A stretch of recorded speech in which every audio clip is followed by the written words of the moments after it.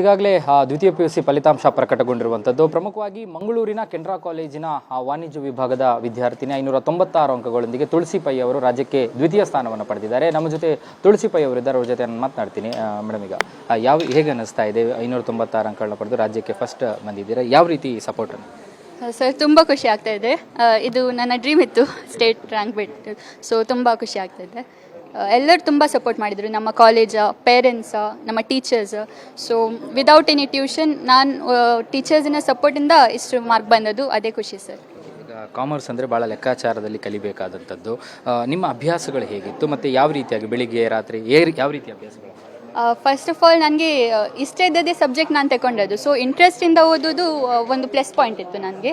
ಮತ್ತು every day ನಾನು study ಮಾಡ್ತಿದ್ದೆ consistently evening. So what ever ಬೆಳಗ್ಗೆ ಏನು ಕಲಿಸ್ತಿದ್ರು ಅದೇ ಈವ್ನಿಂಗ್ ನಾನು ಓದ್ತಿದ್ದೆ. ಸೊ ಅದರಿಂದ ಹೆಲ್ಪ್ ಆಯಿತು ತುಂಬ. SSLCಯಲ್ಲಿ ಹೇಗಿತ್ತು ನೀವು? SSLCಯಲ್ಲಿ ನನಗೆ 624 ಅಂಕ ಬಂದಿತ್ತು, ಸ್ಟೇಟ್ ಸೆಕೆಂಡ್ ರ್ಯಾಂಕ್. ಸೊ ಆಗ ಸಹ ಹಾಗೇ ಇದೆ, ನನಗೆ ಖುಷಿ ಆಗ್ತಿದೆ ಸರ್. ಯಾರು ನಿಮ್ಮ ಸಪೋರ್ಟನ್ನು ಯಾರೆಲ್ಲ ನಿಮ್ಗೆ ಯಾವ ರೀತಿ ಸಪೋರ್ಟ್ ಮಾಡಿದ್ದು? ಕಾಲೇಜಲ್ಲಿ ಯಾವ ರೀತಿ ಆಗಿತ್ತು, ಮನೆಯಲ್ಲಿ ಯಾವ ರೀತಿ?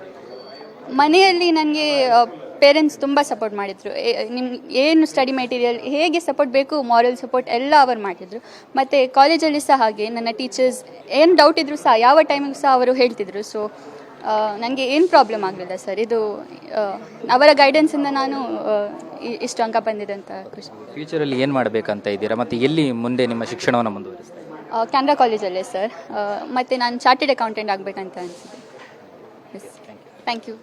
ಇದಿಷ್ಟು ತುಳಸಿ ಪೈ ಅವರ ಮಾತು. ಕ್ಯಾಮರಾ ಪರ್ಸನ್ ಅಶೋಕ್ ಜೊತೆ ಭರತ್ರಾಜ್, ಏಷ್ಯಾನೆಟ್ ಸುವರ್ಣ ನ್ಯೂಸ್, ಮಂಗಳೂರು.